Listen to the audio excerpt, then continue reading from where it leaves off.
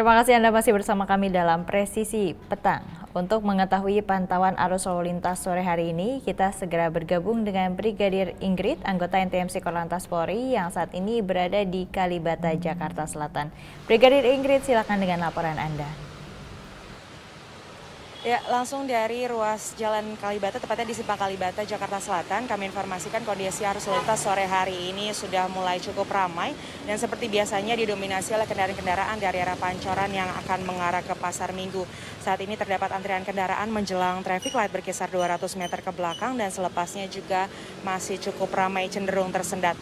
Selain dikarenakan volume kendaraan yang terus bertambah, kepadatan juga disebabkan adanya putaran arah dan juga antrian kendaraan-kendaraan yang akan belok ke kanan menuju ke Mampang.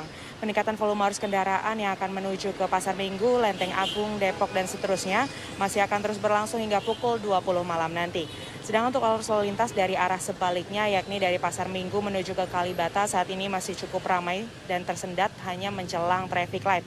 Kemudian yang akan menuju ke Duren 3 ataupun Pancoran, saat ini masih cukup normal dan tidak terdapat hambatan. Bagi Anda yang akan melintas, harap mengambil lajur paling kiri agar tetap lancar.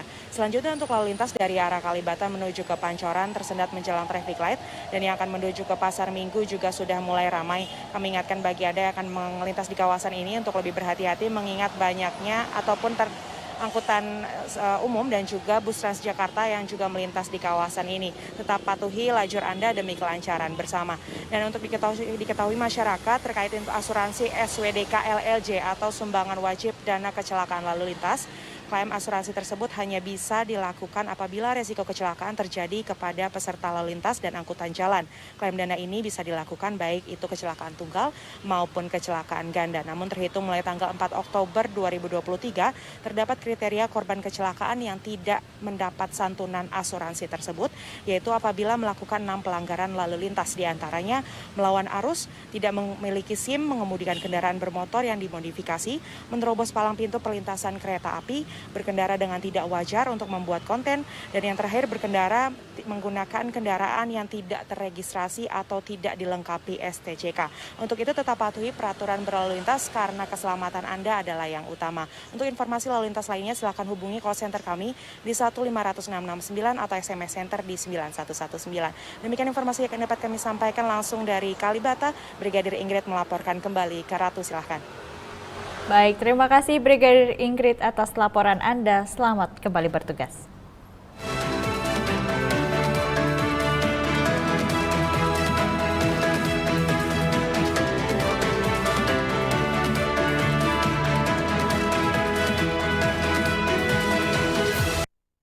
Kita beralih ke informasi lainnya, pemirsa. Seorang tersangka kasus dugaan pencabulan atau sodomi terhadap 4 orang anak di bawah umur di Kota Pekanbaru, Riau ditahan Subdit 5. Maksud kami Subdit 4 Direktorat Reserse Kriminal Umum Polda Riau.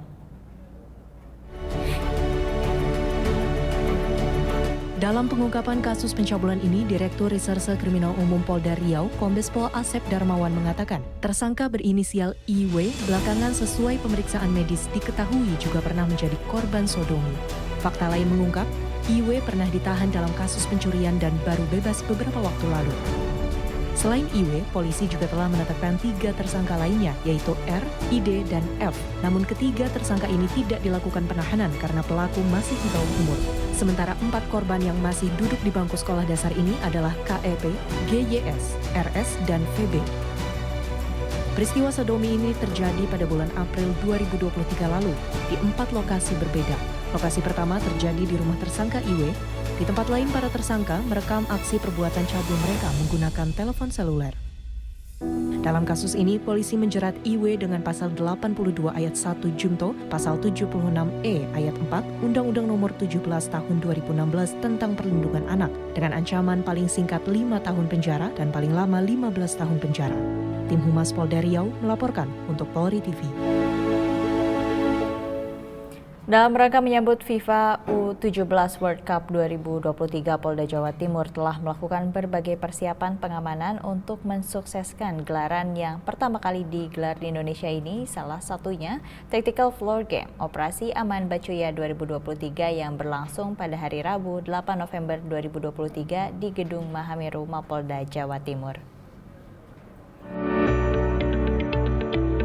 Tactical Floor Game dilakukan dalam rangka meningkatkan kemampuan personel Polri dalam rangka pengamanan FIFA U17 World Cup 2023. Mengingat Stadion Gelora Bung Tomo akan menjadi tempat opening seremoni Piala Dunia U17 yang akan berlangsung pada hari Jumat 10 November 2023 mendatang. Kapolda Jawa Timur Irjen Pol Imam Sugianto menegaskan pihaknya akan memainkan Tactical Floor Game dalam pengamanan selama Piala Dunia U17 berlangsung di Surabaya. Dalam Tactical Floor Game ini dibahas semua kemungkinan permasalahan yang akan muncul beserta solusinya, sehingga para petugas kepolisian yang turun langsung dapat memahami dan mengerti apa yang harus dikerjakan pada saat menemui hambatan di lapangan. Adapun kemungkinan hambatan yang akan muncul, diantaranya kemacetan, kepadatan penonton di pintu masuk, dan lain sebagainya. Besok gelar pasukan yang akan dipimpin oleh Kabar Reskrim langsung. Nah, di TFG ini permasalahan-permasalahan kerawanan yang akan muncul kita bahas, termasuk solusinya kita pahamkan pada petugas-petugas lapangan. Jadi datang ke atas ikut supaya mereka besok pada saat betul-betul turun ke lapangan memimpin anak buah tahu, nggak ragu-ragu lagi apa yang harus dikerjakan pada saat menemui hambatan di lapangan. Intinya itu aja TFG. Prediksi hambatannya apa sih diantaranya? Kan banyak kemacetan, GPT itu kan sudah tahu jenengan hanya ada 2 jalur. Nanti itu kredit, kalau kredit di jalan yang pintu masuk dari jalur bawah itu ngatasinya seperti apa pengalian arus, dicarikan kantong parkir dan lain-lain. Yang penting jangan sampai mengganggu pengguna jalan yang lain yang tidak akan ke GBT, intinya gitu Mas Wisnu ya. Tidak ada penutupan total? Tidak ada. Kegiatan masyarakat kita jalankan seperti biasa. Untuk yang terakhir mungkin dihimbau untuk masyarakat sekitar yang di GBT. Gini, masyarakat sekitar ayo kita sukseskan. Ini adalah kepercayaan dunia untuk Indonesia supaya Piala FIFA U17 ini sukses di Surabaya, di Jawa Timur. Untuk ke depan event-event internasional akan digelar lagi di Indonesia. Harapannya itu. Okay? Untuk pengamanan penginapan juga tempat-tempat. Penginapan hotel oke, nggak ada masalah. Ada petugas yang ada 2 hotel yang sudah standby. Dan pengamanan kan kita lakukan bubble to bubble.